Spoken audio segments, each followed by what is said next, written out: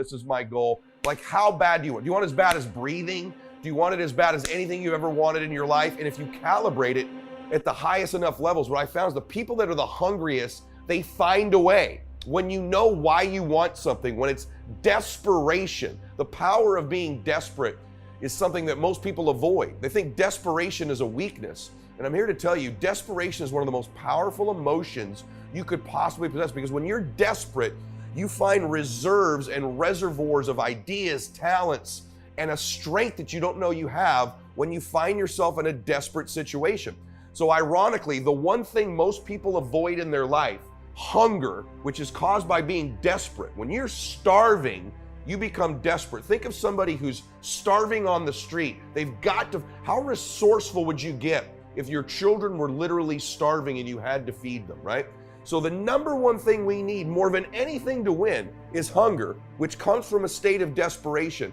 Yet we're constantly trying to comfort ourselves in the real world to avoid the state of being desperate.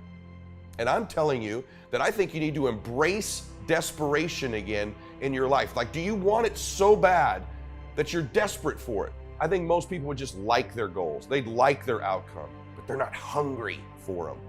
They're not starving for it. They're not desperate for it.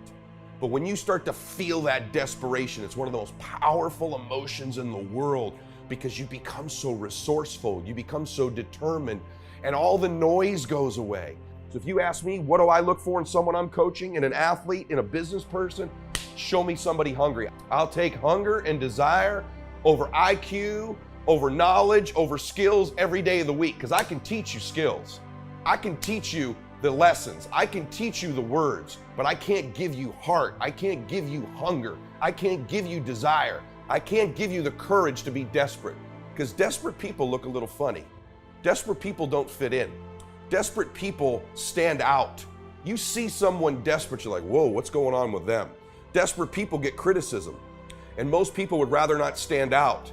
They'd rather not leave the crowd. They'd rather not take the criticism. They'd rather not take the heat. So most people say, I'd love to be a millionaire. I'd love to win. I'd love my dream relationship. I'd love the best body I could have. I'd love to be happier, but I don't want to look bad doing it. I don't want to seem desperate. I don't want to seem different. I don't want to step out of the crowd.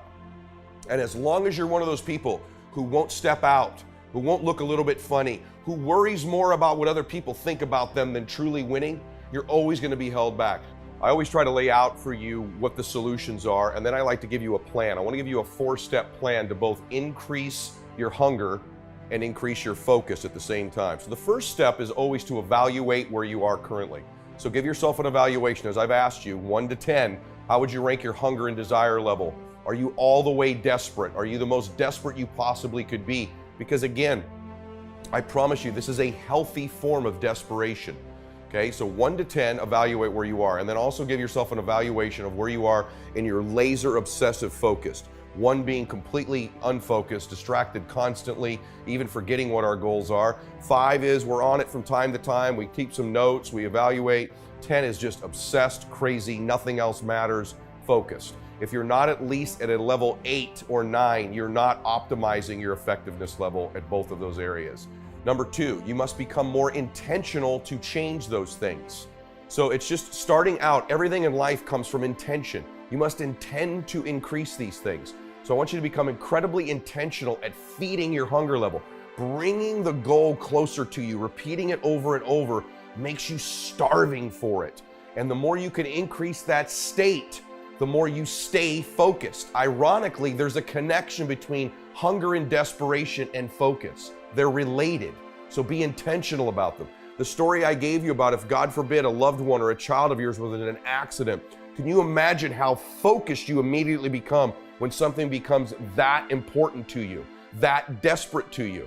What happens is everything else, all the distractions of what other people think about us, any other circumstances, what we don't know, what we don't have, anything scarce to us, goes away because we're so desperate, it increases our focus.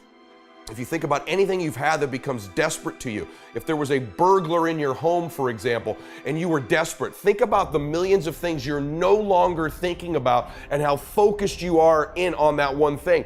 We've all had that time when we're laying in bed at night and we think we hear a noise, right? You become so focused, you hear every little creak in the ceiling, don't you?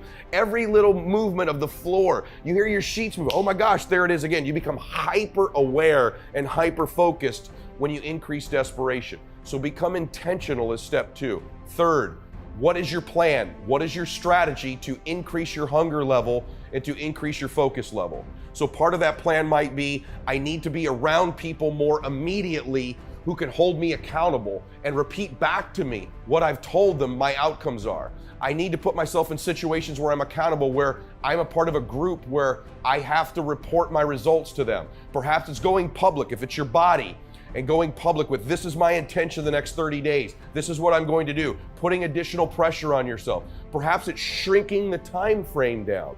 The sooner we must do something, the more desperate it becomes. In other words, if something has to be done within 10 years, how desperate is that? But if it has to become sooner and sooner and sooner, or even if there just has to be a real date put on it, gives us some desperation knowing that date is coming sometime soon. So what is your plan and strategy to increase your desperation, increase your hunger level? And then focus. What's your plan to increase focus? Oftentimes that could be a plan to eliminate distractions. What's your strategy to eliminate distractions? Might be, I watch too much television at night and it distracts me from my goal. Perhaps you should remove that television from the room. That's a plan and a strategy to eliminate the distraction. Perhaps it's you're being on the internet too long or playing video games. Maybe you need to eliminate them. Perhaps in your nutrition, you're trying to get fit. The distraction are snacks that you have in your home or alcohol. Maybe they need to be removed from your home. What is your strategy and plan to eliminate distractions and increase focus? Because without the evaluation, without the intention, and without the plan and strategy, an actual plan to increase desperation, an actual plan and strategy, get creative, get resourceful. It's only with a plan that you can begin to make changes and a strategy. Otherwise, it's just a thought. And then fourth, what immediate massive action are you going to take right now? I'm talking about right when this audio or video ends. What's the immediate first massive action you're going to take towards that plan? The first step, it's unplug the TV, it's remove the video game, it's throw out the junk food, it's remove a certain person from your life. I don't know what it is, but what is the immediate massive action? Because if we can evaluate where we are and get very clear, because we can't know where we're going if we're not very clear about where we are. In other words, if life is like a GPS and we want to get to a particular destination, the only way we can get clear on getting there is to understand and evaluate and be specific about where we currently are. That way we can build the directions. There's no sense of direction, not just with where you're going, where are you? You must know both places. Evaluate what you want and be very honest and evaluate where you are. Now the directions can be drawn out. So we must evaluate, number one. Number two, we must make it our intention to do so. We must get intentional, get specific. There's a power to intention. There's a power to pointing our mind, which is a weapon, at these issues. Third is our strategy. What is the exact plan we're going to take? Without a strategy, you have no shot. You must have a strategy. The strategy doesn't have to be perfect. The strategy can evolve, but there must be a game plan. There must be something you're doing immediately to start towards this journey. It tells our mind we're making progress. It sends a message of, I'm serious about this. And then fourth, you must take immediate massive action. Knowledge is not power unless it's applied. And you haven't really made a decision and changed anything until you've taken an action. And if we delay the action till later, we can have all the evaluation, all the intention, and a great game plan. No action, no momentum, no progress.